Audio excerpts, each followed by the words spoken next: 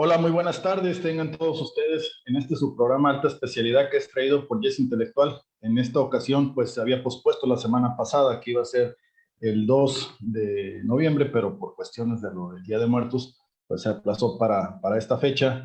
Pero aquí estamos puntuales como compañeros que hemos tenido este tipo de pláticas acerca de ciencias forenses, de técnicas de investigación y pues en esta ocasión me ha tocado un tema un poquito que fue al principio con el título que lo denominé pues la ciencia ficción forense en el sistema penal acusatorio y del cual hubo cierta confusión ahí pensando de que pues íbamos a empezar a tocar el tema sobre ficción incorporándose al sistema penal y todas estas cuestiones. Realmente va más a ver el desatino que se ha tenido en situaciones en épocas anteriores con respecto a ciertas cuestiones en procuración de justicia que se habían llegado, de lo cual fueron unos tiempos muy oscuros por parte de otros gobiernos. Aquí no vamos a tocar más que nada la parte sociopolítica y estas cuestiones, pero vamos a tocar estos desatinos porque vamos a ver una parte muy fundamental en unos grupos que me ha tocado tener en el Facebook, donde sobre todo son chicos que se están incorporando al mercado laboral en su carrera de criminalística y criminología, que a veces tocan el tema sobre cuáles son las oportunidades, el campo de acción de trabajo, porque a veces lo ven demasiadamente muy limitado en el sentido de que las corporaciones en procuración de justicia no tienen a veces ese apartado idóneo en lo que viene siendo la criminología. Y hace un año, bueno, no hace un año, precisamente en febrero más o menos, me encontraba dándoles una clase a los chicos de criminología de la Universidad de Sonora y pues siempre por lo general cuando estamos tocando este tipo de ponencias o de talleres, yo creo que la parte más interesante, más fundamental que tenemos es cuando son las preguntas, y en las preguntas es donde se dirime muchas cuestiones que a veces son muy abstractas con respecto al tema que uno está tocando, y en una de esas me tocó una chica que me hizo una pregunta que me sacó de contexto, pensando que pues tenía todo un poco previsto y pues ella me refiere, oiga maestro, con respecto a la criminología, cuántos perfiladores criminales hay en una institución en procuración de justicia y qué se necesita para poder estar en ese puesto. Totalmente me sacó de contexto porque pues no lo tenía previsto para nada. Entonces, cuando a veces tenemos este tipo de cuestiones, pues lo mejor es que si no lo sabes, mejor investigalo y posteriormente puedas tú llegarle esa respuesta a la persona.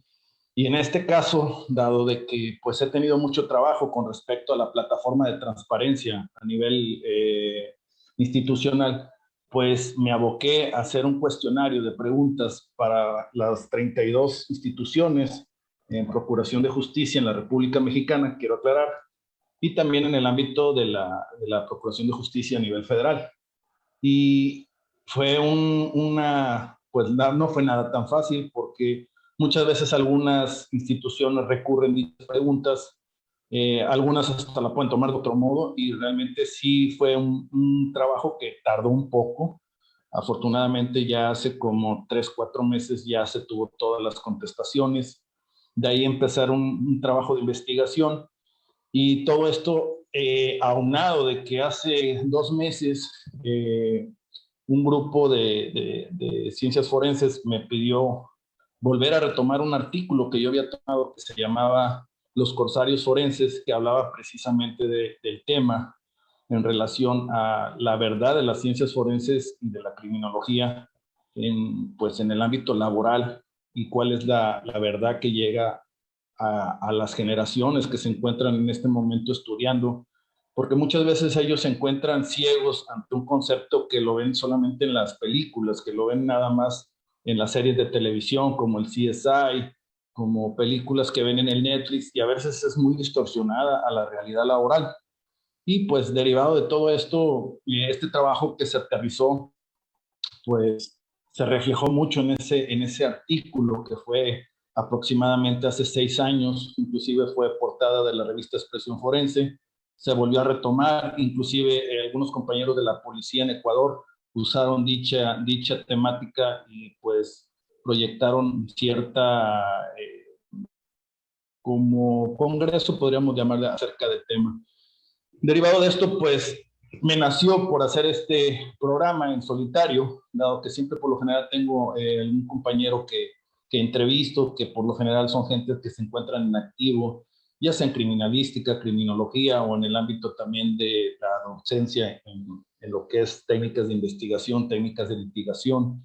Y pues esta vez me he aventurado en poder dar este tema, del cual es muy interesante, porque primero lo vamos a aterrizar en el contexto donde fueron muchas falacias que se aplicaron en la parte de la investigación. ¿Cómo empezó todo esto? Pues es una anécdota la cual viví en carne propia, dado de que en el 2007 yo me encontraba en la Escuela Superior de Seguridad Privada en Santa Cruz de Tenerife, España, son las Islas Canarias. Yo me encontraba haciendo mi diploma, pues un diplomado, prácticamente es como una segunda carrera en lo que venía siendo seguridad integral o seguridad privada, pero es un contexto muy diferente que se aplica en Europa al que podemos tener aquí en México, dado de que dichas instituciones son realmente un brazo de las instituciones en prevención del delito y también en procuración de justicia cuando se amerita. Entonces yo me encontraba, son 6 meses aproximadamente que estaba tomando ese curso en Santa Cruz de Tenerife. Me acuerdo que me costó como 2,000 euros en ese tiempo, la verdad que pues algo complicado, con la palabra dice, pues andaba como de perra flaca, solamente tenía para el propio curso, era mi aventura y después por retomarlo nuevamente aquí en México. Pero cuando yo termino ya el curso, la universidad o el instituto era propiamente de un ex policía, de gente que estaba en activo, porque ahí también preparaban a los futuros cadetes que podían integrarse a los cuerpos de prevención del delito en Europa, Guardia Nacional, policías autonómicas, como se le conoce a las policías de cada posiciones estatales, ¿no? Aquí en México, como los Mossos de Escuadra, la Chancha en el País Vasco, la Policía Canaria también creo que lo tienen, y pues también las policías municipales. Yo como estaba más en el ámbito, en lo que venía siendo prevención del delito, pero en el ámbito de seguridad integral, un día me entrevisto con el director y me dice, mira Eric, no hay problema, si tú gustas, tú puedes tomar todos los cursos, ya cuando tengas tú la solvencia, pues puedes pagarlos y en automático ya se te da tu constancia, tu comprobante de estudios para poderlo después ejercer. Y entre todos ellos, me acuerdo que tomé el curso, el que era el TEDx que viene siendo técnico especialista en desactivación de explosivos. Me has encausado lo que viene siendo los aeropuertos, detección en aeropuertos, puertos también, barcos, estaciones de trenes, estaciones de guaguas, de autobuses, como se les llama ya. Y pues empezábamos a ver esos temas, a mí me apasionaba bastante. Y entonces ahí fue donde tuve el primer contacto con lo que venía siendo una de las partes que va a ser la estrella en este programa, que es el detector molecular GT200. Prácticamente cuando lo estaban tocando, el tema con respecto a este aparato estaba totalmente definido que este aparato era un fraude, ya eso lo había detectado la policía española y totalmente estaba descartado como un medio idóneo para poder localizar explosivos, drogas, diferentes situaciones que se daba con ese estudio. No me metí tanto al estudio de ese tipo de aparatos porque pues estábamos viendo que era realmente algo que no funcionaba, que era un fraude. Realmente me decía el instructor, pues es el equivalente a lo que es una varita de Saori para poder encontrar un vaso lacustre en agua, cualquiera de esas situaciones, pero realmente no tiene ninguna utilidad dentro de esto y menos va a tener una licitud o legalidad dentro del sistema penal español para poder vincular a una persona con un explosivo, con drogas. Entonces, pues quedó meramente como una plática y yo nuevamente termino mis estudios, regreso a México, me incorporo en una fiscalía en procuración de justicia y dentro de ese trabajo que tenía cuando era Ministerio Público Municipal, teníamos una parte en la cual se nos asignaba cada cierto tiempo a la base de operaciones mixtas, o como se conoce aquí en México, la BUM, que prácticamente era un operativo donde estaban fuerzas federales, fuerzas castrenses, en este caso la Sedena, fuerzas estatales, municipales, pocas veces participaba, también era la policía ministerial, y por lo general siempre había la figura de un ministerio público que fungíamos como la parte que es el jurídico dentro de las instituciones en prevención del delito. Todavía tienen algunas este tipo de figuras. ¿Qué es lo que hacíamos? Pues al momento que había alguna detención, alguna situación con respecto a que se tenía que hacer una puesta a disposición de personas o algo que se ameritara, pues nosotros teníamos que preparar el camino para que cuando llegaran al Ministerio Público se hubiera hecho bien un IPH, que en ese tiempo no se llamaba IPH, era la puesta a disposición, y pues todo este tipo de situaciones. Pero prácticamente nosotros nos encontrábamos en el operativo 24 horas, dormíamos en las bases, dormíamos junto con los militares, junto con las fuerzas preventivas, y me tocó por primera vez volver a ver ese famoso aparato que ya en México le habían denominado de otra manera y le llamaban la Ouija del Diablo. Entonces, y me llegó una gran sorpresa, y aquí quiero aclarar algo, vaya, no estoy poniendo en tela de juicio las personas que operaron con dicho aparato, porque realmente pues son de buena fe. Si tú a una persona, ya sea alguien de la Secretaría de la Defensa Nacional, Seguridad Pública o Policía, tú la dotas de un arma, pues se supone que esta persona conoce el funcionamiento del arma, mas no sabe si verdaderamente esa arma pueda después resultar que tenga un fallo, que le pueda explotar en la mano, cualquier otro tipo de situación, al igual que cualquier vehículo que se le pueda poner a disposición. Entonces, en ese tiempo, me acuerdo que estábamos en una ciudad aquí por el norte del estado de Veracruz, y de repente veo a una persona, sin herir susceptibilidades, cuál de todos eran, de las fuerzas castrenses, seguridad pública o municipales o federales, pues lo veo con dicho aparato, y prácticamente veía que algo increíble, parecía como si fuera un ritual. Agarraba el aparato de una manera y prácticamente lo hacía como si marchara levantando el pie, y no sudaba, que porque la cuestión que no podía esto interferir con el famoso aparato, con el GT, que ellos lo llamaban la Ouija del Diablo. Y veía yo que me dije, bueno, ¿y por qué haces ese tipo de marcha? Es que el aparato no tiene baterías, este aparato se carga con la electricidad estática al momento que yo empiezo a caminar con él. Y vaya que lo empecé a ver ahí cómo funcionaba, y la verdad es que pues yo ya venía con la idea preconcebida desde que venía desde España, con que ese aparato era un fraude, y pues no podía más que limitarme a oír. Me interesé, que me acercaba al operador, le preguntaba, oye, ¿cómo funciona? Y ya veía que él me enseñaba que tenía diferentes tarjetas, porque aparte era milagroso, no solamente detectaba drogas, explosivo, armas de fuego, también detectaba dinero, y detectaba hasta personas fallecidas. Y era porque mencionaban que las tarjetas podían hacer que el aparato oliera las moléculas, como ellos le denominaban, y pues entonces la varita, en este caso, voy a poner aquí ahorita, compartir con respecto a la imagen de, de, de cómo es el aparato. Ahí creo que ya se ve. Entonces, la parte que ustedes ven como esa antena que tiene cualquier carro, pues funcionaba con un pivote, que era esa bisagra que estaba, y un mango. Realmente no eran tres funciones: un mango, la antena y el pivote o la bisagra, como se denominaba. Y totalmente el aparato empezaba a funcionar. Cuando ya era tomado, hacían este tipo de ritual, prácticamente caminando con él. Y pues ahí venía el efecto se llama, que ya me lo habían explicado allá en España, ideomotor, cuando el aparato inconscientemente, al momento que la persona podía girar la mano, señalaba cualquier objeto. Pero ya había una idea preconcebida, como Abel dice, ya había un estereotipo de esa persona o cualquier otra situación muy ajena, y pues entonces el aparato a veces señalaba.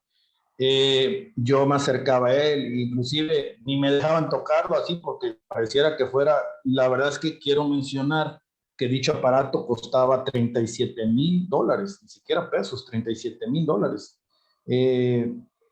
Cuando yo lo veo y me empieza a explicar lo de las tarjetas, La verdad me salió un poco lo sarcasmo y ser un poco cruel, porque a veces yo lo imagino esto como si estuviéramos hablando totalmente de, pues ahora lo que viene siendo los coaches motivacionales que te dicen, bueno, yo te voy a enseñar a hacerte rico con 3, 5, 6 pasos. Acaba de pasar ahorita alguien a nivel nacional sobre ese tipo de cuestiones y siempre me ha llegado la pregunta, bueno, si tú te puedes hacer rico, ¿por qué no lo haces tú con ese mismo y te estás dedicando a venderlo? Y yo en ese momento le pregunto a esta persona que era el operador de dicho aparato, oye, pero pues si las cosas son como tú me lo dices, ¿por qué no hay una tarjeta que pueda rastrear oro o plata? Y totalmente estas personas no se dedicaran a esto, se hubieran vuelto totalmente ricos. Creo que hasta ahí llegó la ciencia y ya mejor me dijo, pues, como me dijo, Ministerio Público Civil, mejor guarde silencio. Ya pues me quedé callado y pues ya había dicho ritual. Posteriormente me llevo la sorpresa que sale que se había dado lo que se había vaticinado, no solamente en las autoridades en Europa, sino también en América Latina, bueno, más que nada en Estados Unidos, de que dicho aparato era un fraude. Dichas personas empezaron este aparato cuando fue que se había evolucionado, que este es el aparato original, el Golfer, era un aparato que fue concedido para encontrar las bolas de golf en un campo y prácticamente una persona vival fue el que empezó a promocionarlo como si fuera para poder encontrar drogas.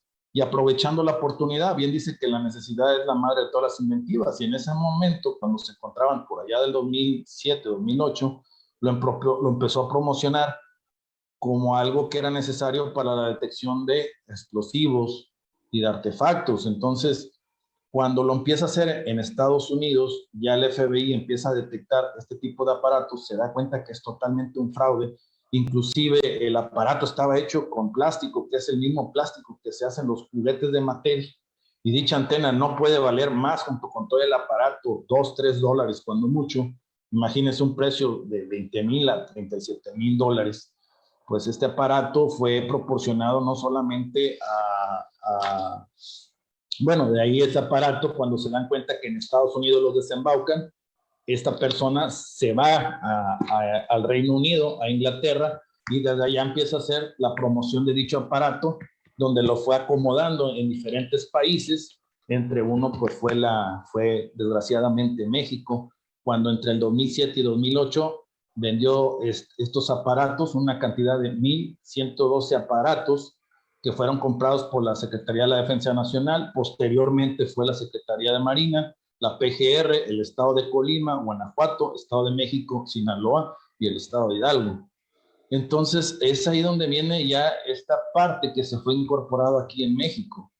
Realmente fue un utensilio que fue violador de muchas garantías. Ahora estamos hablando de derechos humanos, dado que hubo casos muy documentados, sobre todo aquí en un caso en el estado de Veracruz, donde una persona venía transportándose en un autobús, venía de Coatzacoalcos, la persona detiene en el autobús, sube los elementos y encuentran una cantidad de marihuana en uno de los asientos, pero la persona no venía en ese asiento. De cuenta que el autobús no venía completamente lleno, no son como los aviones, que cada asiento tiene asignado a una persona.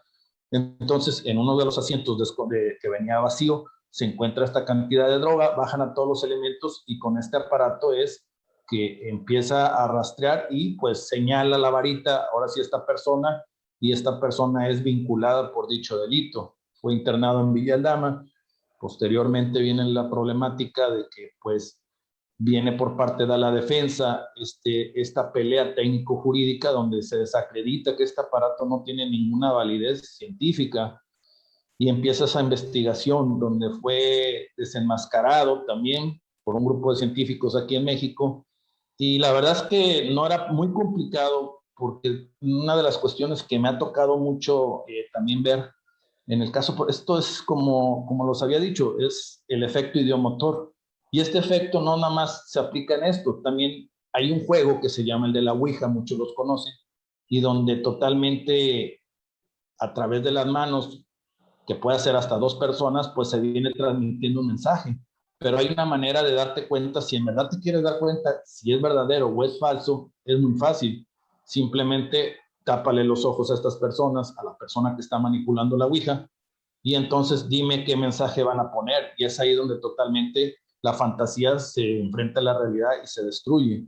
Entonces, cuando se hace este estudio técnico, que precisamente este estudio técnico se usó para poder, ahora sí, procesar a esta persona que fue la autora, que ahí se ve el aparato junto con sus tarjetas de este fraude masivo, no solamente en México, sino en distintos países. En Irak se vendió demasiada cantidad de estos aparatos con la esperanza de poder abatir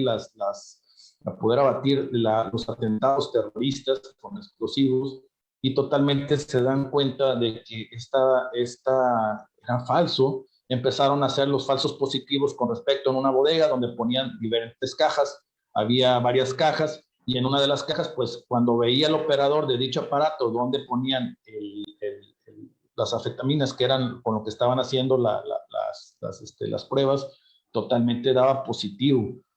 Es ahí donde viene este tipo de cuestión de que pues lo estaba viendo, era inconsciente prácticamente, pero cuando lo sacan del lugar donde se encontraba la bodega, al operador del aparato, y ahora sí llega una persona, es el que deposita en una de las tantas cajas que había, y empiezan a hacer la estadística con respecto a cómo era el funcionamiento del aparato, y ahora sí la persona, sin saber en cuál de todas las cajas estaba, se llegó a la conclusión que era igual que poder jugar un volado. Entonces, todo este tipo de cuestiones llevó a una problemática muy grande por las detenciones que se habían cometido con este tipo de aparatos, donde no había legalidad ni licitudes en medio de prueba.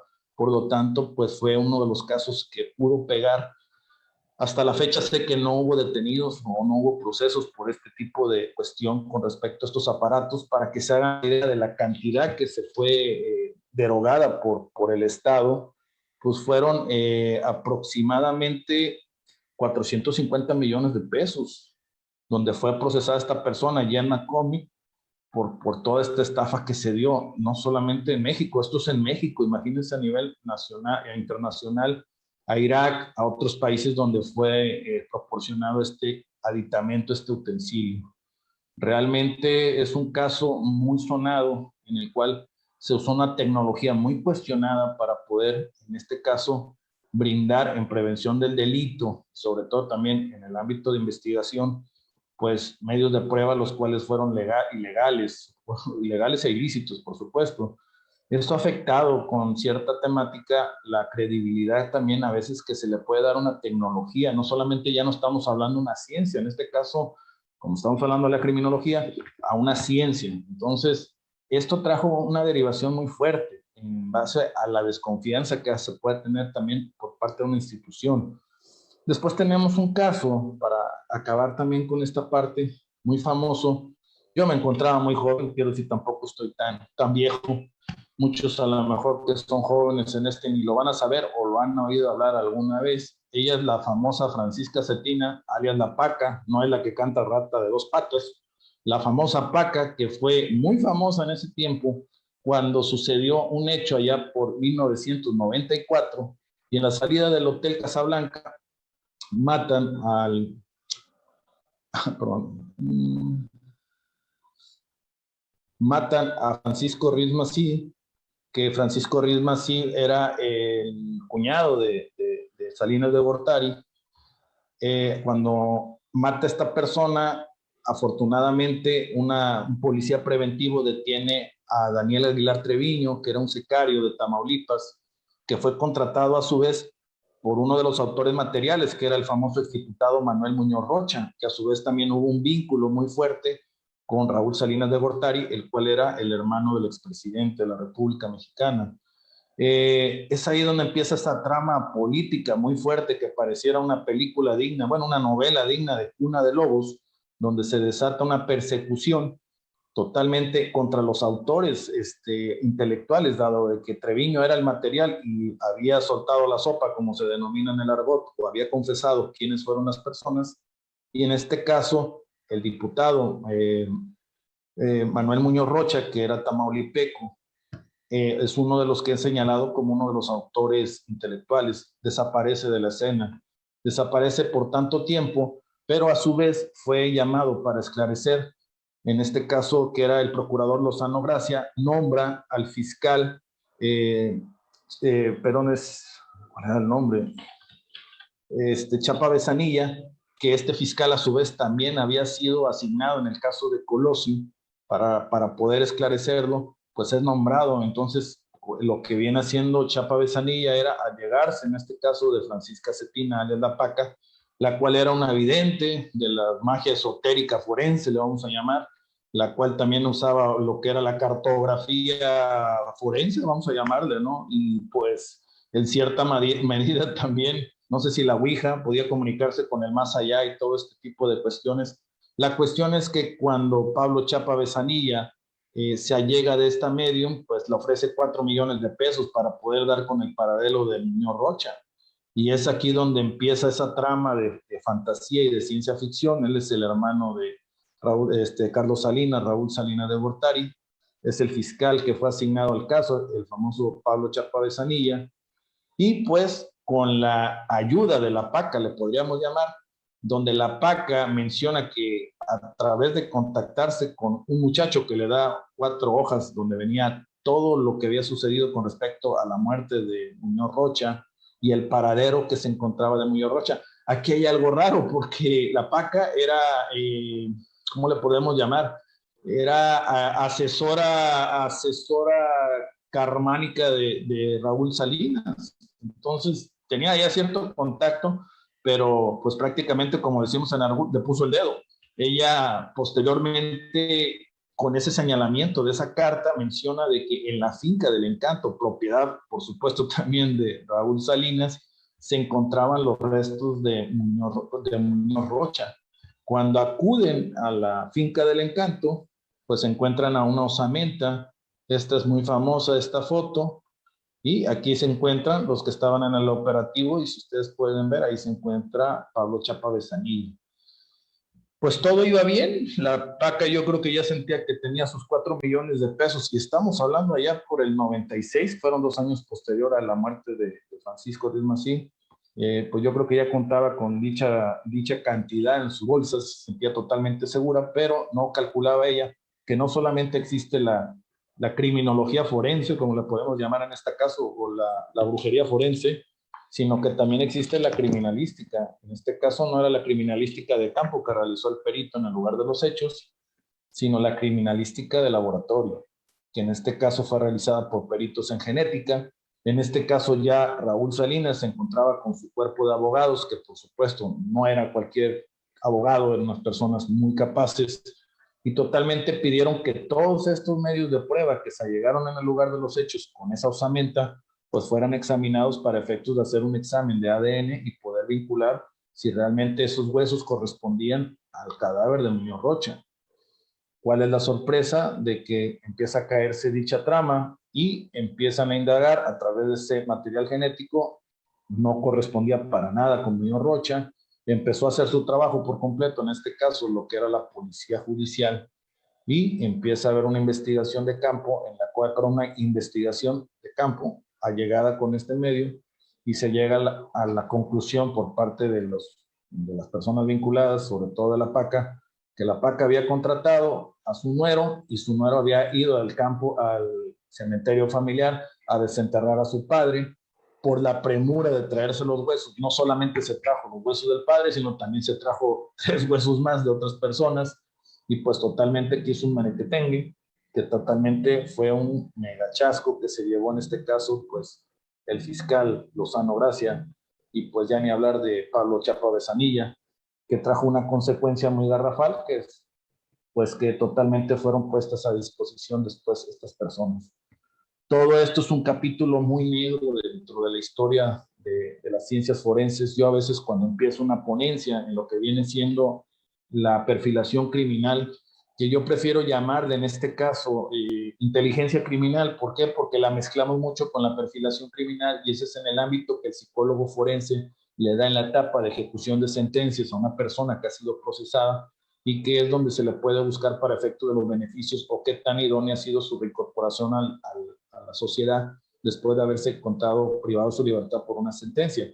Entonces es aquí donde vienen estas cuestiones que totalmente pues ponen en un panorama muy negro, muy turbio, la historia que se le puede dar a las ciencias que se han ocupado en anteriores gobiernos en México, no hablando en específico, pero vaya, hablando de los actores en lo que viene siendo la escena de la investigación, juzgadores y también en procuración de justicia. Totalmente es algo que pues enturbia, no nomás aquí, también hay otros casos excepcionales, más allá que si pareciera que esto ya es algo del pasado, pues ya no es tanto del pasado. También, tristemente, hace 4 años, me toca una invitación para acudir a Sinaloa, Mazatlán, a un congreso de ciencias forenses. Me invitan, me encuentro con que hay personas que son de un colectivo de personas desaparecidas y hay una persona que va a exponer, que no es de aquí de México, y que en este caso yo ya me encontraba ahí con una amistad con Oscar Montoya del Cuerpo Técnico de Investigación de Colombia, y totalmente habíamos coincidido en muchas cuestiones de trabajo, y acudimos a ver la ponencia de dicha persona con el ámbito de que pues se mencionaba que era la persona que descubría los muertos, y yo trabajando en el ámbito de procuración de justicia decía, si esta persona te puede decir en dónde se encuentra una persona desaparecida y dónde fue inhumada, pues para mí es una herramienta que me valdría oro. Vaya sorpresa me topo con que totalmente, pues prácticamente era algo como lo de la paca, como lo de la Ouija del Diablo, el GTB 200, o sea, estábamos hablando de que era un coach motivacional, pero aplicado en el ámbito forense con respecto a la localización de cuerpos, donde parecía algo como una estrella de rock, muy empático con las personas, trabajando con el morbo, trabajando con los sentimientos de estas personas, pero realmente es como estas personas que se dedican a esto, y cuando llega la etapa de la pregunta dura de cómo voy a volverme rico, cómo encuentro a mi familiar desaparecido, pues le empiezan a dar 10 vueltas. Y realmente lo que te puede vender es una técnica en cómo poder exhumar un cuerpo, que para eso también existen los especialistas forenses, pero en sí, cuando estábamos viendo la parte de cómo vas a encontrarlo, pues sí hay maneras dentro de la criminalística de campo, dentro de la perfilación criminal. Me ha tocado este tipo de trabajos por los escenarios donde estas personas lo hacen, zonas de confort, zonas donde estas personas se encuentran operando en cédulas para poder hacer su trabajo de exterminio, su trabajo de exterminar más que nada el rastro genético de una persona, o ya sea a través pues, de diferentes medios mecánicos, de fuego, de ácido, pues diferentes técnicas que puedan tener en diferentes modus operandi y tipos de firmas en la República Mexicana. Pero cuando empezó a ver todo este tipo de cuestiones, pues digo yo, ¿qué es esto? Sobre todo empezando en la temática de los jóvenes, que los jóvenes son muy susceptibles a veces con ciertas cuestiones, y ellos pueden creer que esto es verdad. Y totalmente me llevo algo así como un sinsabor. Me acuerdo que inclusive ya veníamos de camino de regreso al aeropuerto y me coincidí con él en la misma camioneta, y pues yo oyendo muchas cuestiones digo, pues esto está fuera de serie, y yo no sé si en su país la fiscalía esto lo tome muy en serio, cómo es que puede hacerse. Y después me pongo a investigar y realmente no. Entonces viene esta pregunta, o sea, estábamos viendo algo como lo de la paca, sin aplicarlo a una persona en concreto, sino en algo especial, y es ahí donde viene la cuestión. Esa vez se me acercan a mí también un grupo de madres de familia, porque toqué una parte en mi ponencia sobre este tipo de cuestiones, que en el lugar de los hechos también no solamente es legalidad, licitud y mismicidad de los medios de prueba, también se aplica algo muy importante que le vamos a denominar, que le vamos a denominar la parte moral, el respeto hacia las personas o los restos de la persona. Por eso es que fue muchas cuestiones cuando fueron las tumbas de San Fernando, donde no se podían usar medios mecánicos, las manos de chango, como se le denominan a este tipo de maquinaria, para poder hacer la extracción de los cuerpos. ¿Por qué? Porque también se tiene que guardar la dignidad de los cuerpos, se tiene que guardar los restos, el respeto moral que se le pueda tener. Y es ahí donde viene la cuestión de que, pues, las señoras se acercan y, bueno, señoras, hay cierto tipo de cuestiones que ustedes pueden encontrar en la posición geográfica, sobre todo las zonas de confort, zonas elevadas. Se van a dar cuenta por los indicios, estas personas cuando están haciendo ese tipo de atrocidades dejan restos de droga, latas de cerveza, comida muy susceptible para poder llevar, la sopa Maruchan, cosas que son de ese tipo de cuestión que me tocó mucho ver en el trabajo y me tocó mucho a veces también trabajar en conjunto con los cuerpos de criminalística de campo y de laboratorio, dado que eran los tiempos en que se encontraba uno como Ministerio Público y daba la fe ministerial en lugar de los hechos. Somos el director de la trilogía, independientemente de si sea nuevo o viejo sistema. Y pues ellas me dicen, ¿y qué me puede recomendar? Afortunadamente hay grupos de búsqueda, le digo, aquí en Veracruz también los hay, también inclusive una chica que es la directora ahorita del colegio, del instituto, que fue invitada y ahora se encuentra también en los grupos de búsqueda.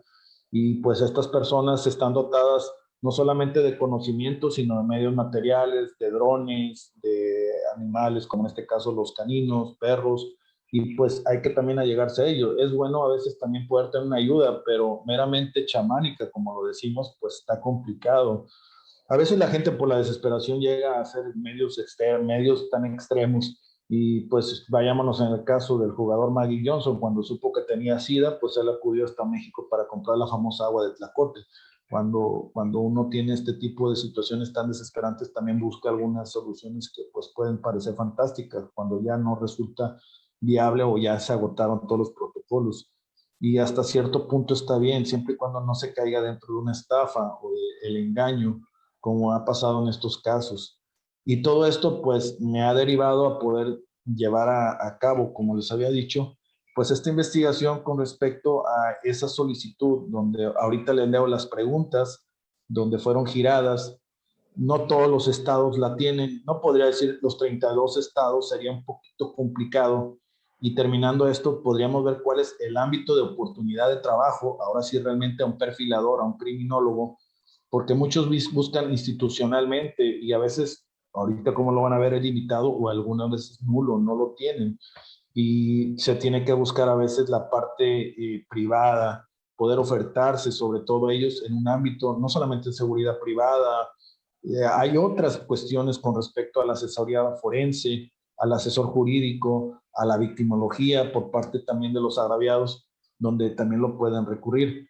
Entonces, muchas de las instituciones, inclusive la FGR, cuando se le manda el cuestionamiento, al primero desconoce que porque no entendía la pregunta, que si le faltaba una coma, que si la tinta no coincidía con el color de tinta de Acuario y Saturno y cuestiones así, que era dar de la vuelta cuando a lo mejor pensaban que era una pregunta en relación como lo que podría ser lo de la PACA y nada que ver. O sea, realmente estábamos viendo cuál es la finalidad o cuántas personas se encuentran agregadas en instituciones como criminólogos y cuál es la grado de preparación que ellos piden para poder ingresar a estos. Al final se recurrió y fue contestado, lo cual no tiene nada. O sea, el problema no es con la institución en ahora, porque ellos no pueden responder por algo del pasado, al igual que cualquiera de las personas que se encontraran en este ámbito. Yo creo que esas personas, como lo que pasó con Pablo Besanilla y también con Lozano Gracia, pues bueno, ellos sí fueron procesados. Desconozco también en el caso de los GT20 2100 que pasó y pues esta persona también, pues vaya, en algún momento, como ha pasado con los coaches motivacionales, en algún momento la misma gente los va a juzgar. Pero realmente estas preguntas se realizaron de una manera sencilla y las preguntas fueron 11 preguntas. La primera era: ¿la institución en procuración de justicia que representa cuenta con área afín a las ciencias forenses en materia de criminología? Pregunta 2: ¿la institución en procuración de justicia que representa cuenta con un área de comportamiento criminal y delincuencial? Pregunta 3: ¿la institución en procuración de justicia que representa cuenta con política criminal en prevención del delito? Pregunta 4: ¿los fiscales de la institución en procuración de justicia proporcionan retroalimentación de los modus operandi del delito en las carpetas de investigación para efectos de política criminal en prevención del delito? Pregunta 5: ¿cuántos perfiladores criminales, homólogos o personal que realice dicha función cuenta en su institución en procuración de justicia? 6: ¿con qué estudios profesionales especialidad forense, estándar de competencia, diplomado o certificación acreditan su experticia a dichos perfiladores criminales, homólogo o personas que realicen dicha función. 7. ¿Qué catálogo de dictamen, conclusiones o informes emiten los perfiladores criminales, homólogos o personal que realice dicha función en su institución? 8. La institución en que Procuración de Justicia que representa cuenta en su catálogo de servicios periciales con la especialidad de autopsia psicológica. 9. ¿Qué estudios profesionales, especialidad forense, estándar de competencia, diplomado o certificación cuenta el perito, homólogo o personal que realice dicha función que emite el dictamen de autopsia psicológica? 10. La institución en Procuración de Justicia que representa cuenta con la herramienta o dictamen pericial en perfilación geográfica en la investigación del delito. Y por último, la 11, ¿qué estudios profesionales, especialidad forense, estándar de competencia, diplomado o certificación cuenta el perito, homólogo o personal que realice dicha función, emite el dictamen de perfilación geográfica? Todas estas preguntas se realizan a través de la plataforma Transparencia, la cual sirve para poder, en este caso, cuestionar o solicitar información a todas las instituciones del orden público para efectos de no solamente de eso, también en lo que viene siendo cuánto gastan, en qué usan este recurso y todo esto. Y yo creo que estas preguntas fueron meramente informativas, no son inquisitivas, más que nada para conocer en el ámbito de la criminología. La FGR en este caso contesta, posteriormente a que se fue recurrido, en este caso estoy hablando, son 32 estados aquí en México. A lo mejor hay personas que son de otro lado, sería complicado decir las 32 respuestas. Lo que me allegaré en algunos que son los más importantes, solamente pocos, y en uno que es un ícono o que es un estándar elevado en lo que es criminología, sobre todo que me acuerdo que tiene un buen perfilador, que es Alfredo Velasco, se encuentra él en Chihuahua, o él estaba en Chihuahua.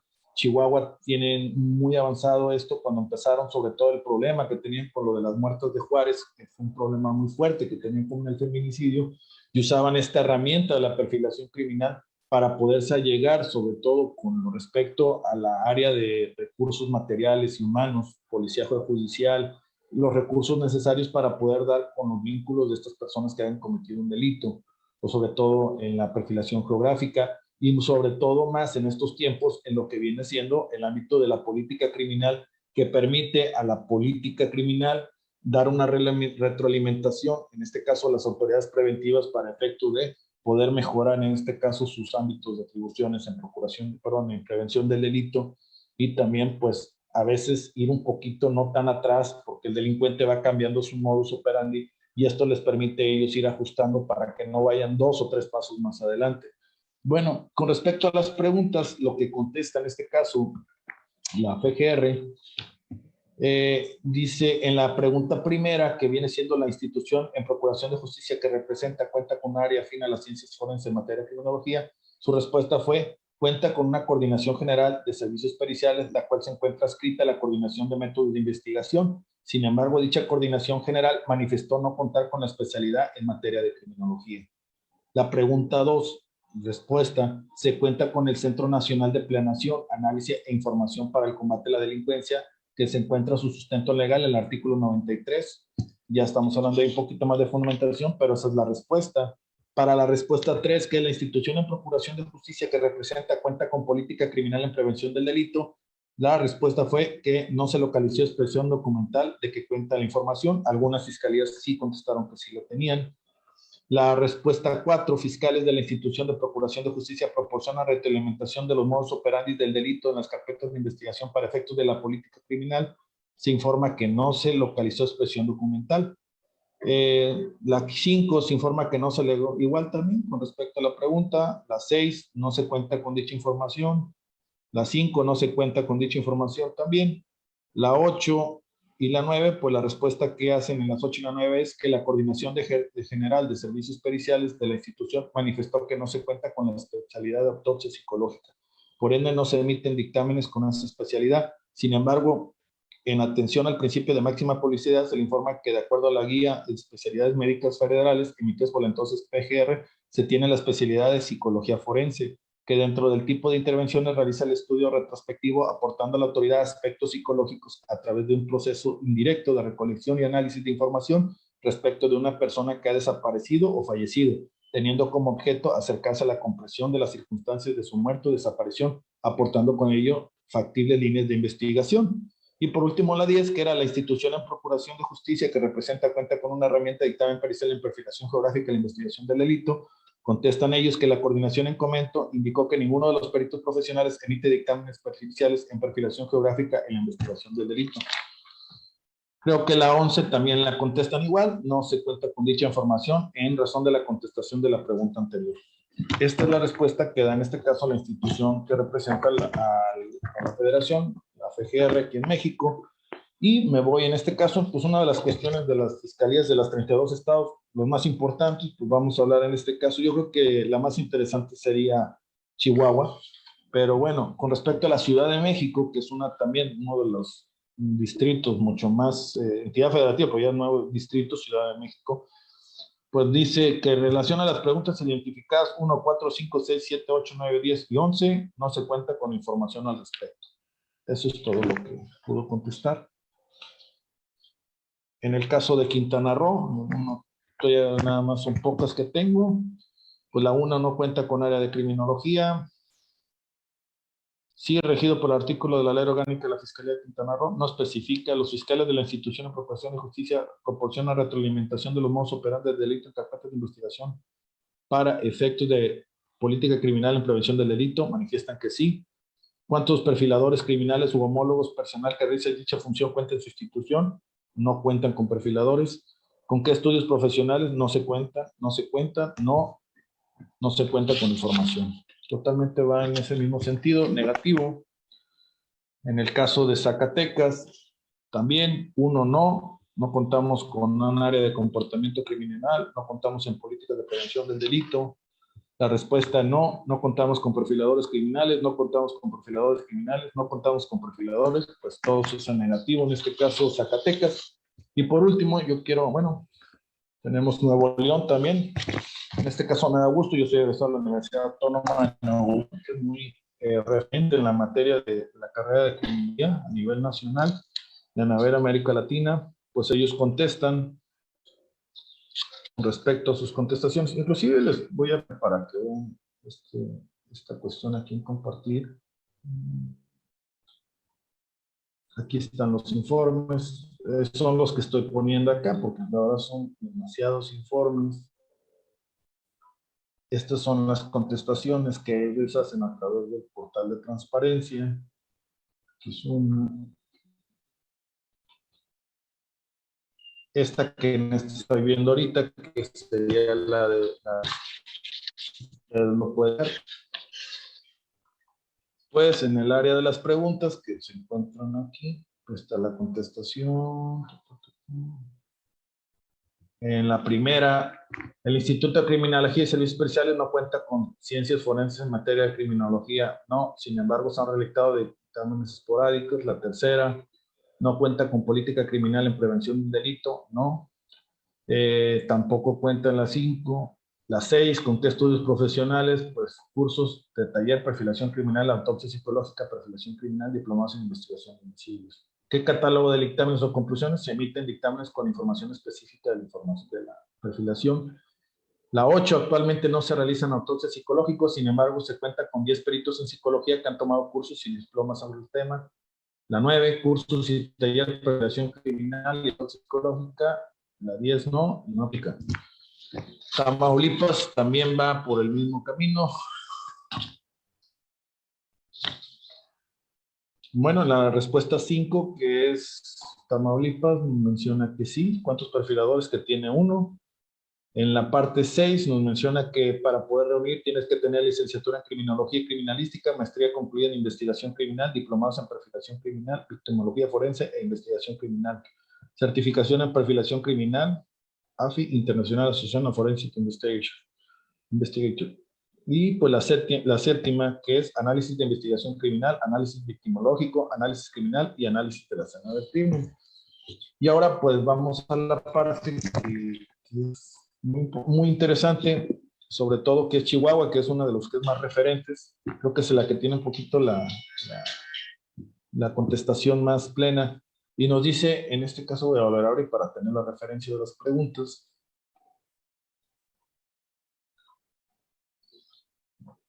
Pues menciona Chihuahua, en este caso Chihuahua, la institución no cuenta con un área específica para la aplicación directa de los conocimientos de la criminología en la investigación de delitos. Sin embargo, existe, por medio de los instrumentos de psicología forense utilizados, la oportunidad de aplicar efectivamente los conocimientos aportados por la criminología. En la respuesta 2, no existe de manera formal un área específica destinada a ese propósito. Sin embargo, la Dirección de Servicios Periciales y Ciencias Forenses cuenta con peritos profesionales en psicología que elaboran informes destinados a estudiar el comportamiento criminal y delincuencial. La tercera, no existe de manera formal un área específica destinada a este propósito. Sin embargo, en el área afín a este tema es la Dirección General del Centro Estatal de Información de Análisis y Estadística Criminal. 4. No existe en esta tarea de manera formal por parte de los fiscales de la institución al Centro Estatal de Información, Análisis de Estadística y Estadística Criminal. Sin embargo, dicho centro cuenta con acceso a JusticiaNet, que es el sistema de gestión de datos que tiene la Fiscalía General del Estado para la investigación y persecución de los delitos. La 5, actualmente contamos con un perfilador criminal, solamente uno. La 6, licenciatura en Psicología, especialidad en Psicología Criminal y Forense. Especialidad en victimología integral, maestría en criminalística ministerial y diversos cursos en perfilación criminal. La séptima, perfiles criminales, perfiles geográficos, estudios victimológicos, estudios criminológicos, autopsia psicológica, estudios de lingüística forense y estudios psicosociales. La 8 dice que sí se elaboran autopsias psicológicas. La 9, licenciatura en psicología, maestría en criminalística ministerial, especialidad en psicología criminal y forense, especialidad en victimología integral, curso de taller en perfilación criminal. La 10 informa que sí se elaboran perfiles geográficos, que esto es muy bueno sobre todo porque es una materia y una herramienta muy importante en la investigación de los homicidios, secuestros y delitos de alto impacto. Y por último nos dice que cuentan con la licenciatura en psicología, maestría en criminalística ministerial, especialidad en psicología criminal y forense, especialidad en victimología integral y el curso de taller de perfilación criminal. Pues como ustedes pueden ver, estas son las contestaciones, faltan demasiados, son 32 estados, solamente estoy dando ahora sí un sondeo de las pocas que puedo ahorita poner, no, sería prácticamente 2 horas podernos analizar de todo, pero a la conclusión es de que realmente no es un área muy conocida todavía la parte de la criminología, la criminalística de campo por supuesto que sí, es una parte que está inmersa en todas las fiscalías. ¿Por qué? Porque tienen que tener sus peritos. Bueno, la figura del perito de laboratorio es otra, pero el criminalista de campo, pues es algo vital, sobre todo cuando van a hacer un procesamiento al lugar de los hechos o lugar del hallazgo. Pero en esa parte que es importante de la criminología, la perfilación criminal, la autopsia psicológica, los perfiles geográficos, que es cuando la criminalística de campo y la criminalística de laboratorio no te permite vincular con un autor posible del hecho, pues es esa herramienta donde nos permite optimizar, pero de una manera real. No quiere decir que con esto vamos a hacer ciencia ficción forense, como lo vemos en las películas, sino lo que se va a hacer realmente es un estudio integral de lo que viene siendo la criminalística de campo para poder aplicarla, en este caso, a la perfilación geográfica, al modus operandi, a lo que es la firma, a lo que es la victimología, a lo que son muchos factores que te permiten dotar de herramientas necesarias a las policías preventivas y a la policía investigadora, y sobre todo a esta trilogía investigadora que es compuesta por el fiscal como director, para que puedan entonces tener un puerto muy factible en pues, la presunción del delito de la persona que lo haya cometido. Por eso prácticamente se nos pasó el tiempo muy rápido. Es la parte que habíamos tocado con esta parte que es la ciencia ficción forense, donde desgraciadamente vemos cómo lo aplican, en muchos casos se aprovechan del desconocimiento de los muchachos, de las nuevas generaciones, usando mucho lo que son factibles en estas series, y eso es un fenómeno muy variable, como veamos las narcoseries y todo esto, y a veces influye mucho en los jóvenes, y pues ellos compran ese producto, también compran un producto que es muy real cuando ven este tipo de conocimientos, y cuando realmente se dan cuenta que el factor laboral no es tan bajo, pues terminan desperdiciando tantos años de carrera, tantos recursos, y pues en otra área que tristemente a veces no puede ser. Su servidor, realmente soy abogado, licenciado en Derecho y Ciencias Sociales, soy de la Facultad de Derecho y Criminología en Monterrey, en Autónoma de Nuevo León, pero mi maestría en comportamiento criminal fue posterior, y una vez que está vinculado en trabajo en Procuración de Justicia, es algo que me sirvió como una herramienta. No fue primero esto, y también lo que viene siendo un estándar de competencia, el 0626, procesamiento en lugar de los hechos. Y toda la criminalística la tuve que haber aprendido que me encontraba en el lugar de los hechos en el sistema anterior, que éramos con la fe ministerial, y de ahí es donde pude desarrollar esa técnica para hacer lo que era la perfilación criminal con interpretación del lugar de los hechos, que a veces se confunde con lo que viene siendo en lo que es una etapa de sentencia, donde los psicólogos propiamente usan eso. Sería muy complicado que un psicólogo pudiera una perfilación criminal si no sabe interpretar el lugar de los hechos. No es como se ve en las películas, tienes que ver la legalidad, la licitud de todas esas cuestiones, cómo lo hayan obtenido, cómo es que el primer respondiente hizo su trabajo en el lugar de los hechos, y todo esto son diferentes variantes que te van a permitir tener un concepto claro para poder hacer una perfilación criminal, una perfilación geográfica que te va a dotar de una herramienta. No quiere decir que con esto se esclarezca, pero es darle una herramienta a las autoridades porque a veces no tienen tanta cantidad de gente, tantos recursos, están sobresaturados de trabajo, y esto les permite a ellos, en este caso, pues poder tener, como bien lo dice, otras herramientas. Pues bueno, antes que nada me despido, creo que se nos pasó todo el tiempo, no sería imposible dar las preguntas, si es que hubo alguna, permítame ver, si en la página de Yes, ok, pues Roga García, sobre todo, qué bueno que estamos, me da mucho gusto que nos esté siguiendo. Posteriormente luego la subo también este programa lo pongo también ahí en la página de Inteligencia Criminal, que es la que yo estoy allegándome de contenido, y pues estamos aquí en contacto, sobre todo en las redes sociales, para efectos de cualquier duda, cualquier pregunta. Es un tema que pareciera de fantasía, pero no es fantasía, se ha tocado, se sigue viendo en algunos casos, como los he dicho, y pues es importante también por parte de las autoridades, pues poder hacer algo en contra de eso. Es como hay una iniciativa para en estos casos de esas personas que a veces se dedican como al coach motivacional o ese tipo de cuestiones que a veces se forman delitos piramidales prácticamente, pues hay iniciativas para poder regular esto y de que no se trastoque ahora sí el bien común de las personas que puedan ser cautivadas por este tipo de artes o ciencias. Al igual también en este caso, pues regular sobre todo este tipo de instituciones que a veces imparten.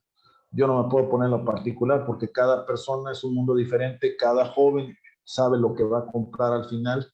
La verdad es que es como ponerte a decirle al niño no lo hagas, lo va a terminar haciendo. Desgraciadamente, el que lo termine haciendo sin tener esa vocación se va a topar otra cuestión en la realidad laboral. Entonces, ya es cuestión también cada quien de decidir hasta dónde quieres llegar. Cuando no has investigado qué estás haciendo, vete a una agencia, cómo es el trabajo, vete a un despacho, si es que tienen esa área también, en lo que viene siendo la cuestión del perito, y ve cuál es la realidad laboral, porque no todo es las series donde veo gente que está muy guapa, que andan en vehículos nuevos y computadoras y todo este tipo de cuestiones que no existen en la vida real. Y también lo que es la perfilación o la criminología no es lo que ven en una película como El silencio de los inocentes y todo este tipo de cuestiones, que es fantasía realmente para poder hacer entretenimiento. Pues bueno, se nos ha acabado el tiempo. Me da mucho gusto pues haber podido traer en este programa. Fue de una manera en solitario. La verdad que estoy muy interesado en cualquier pregunta que puedan tener. Como bien les dije, yo los contestaré posteriormente. Y pues sobre todo, muchas gracias. Estamos para servirles. Creo que hasta dentro de un mes por ahí me tocará. Vamos a tener un buen invitado, sobre todo en materia de, pues ya los tendremos. Ya estoy ahorita viendo con él, va a ser una sorpresa. Y pues más que nada, me da gusto que hayan participado. Pues muchas gracias, que tengan muy buenas noches y sobre todo, pues un gran abrazo a los compañeros de Yes Intelectual, que son los que nos permiten a través de su plataforma traer este programa de alta especialidad. Y pues muchas gracias, que tengan un bonito comienzo de semana. Gracias.